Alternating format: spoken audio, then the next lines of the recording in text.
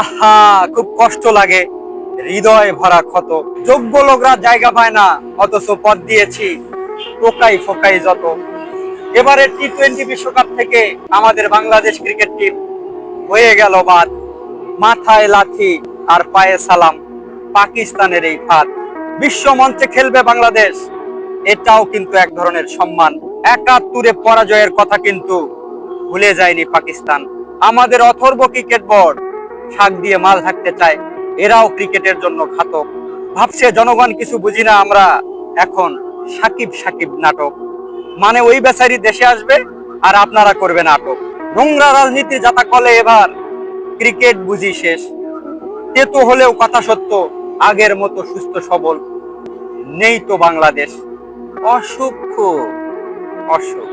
আরে ভবের হাট ভাঙিয়া গেলে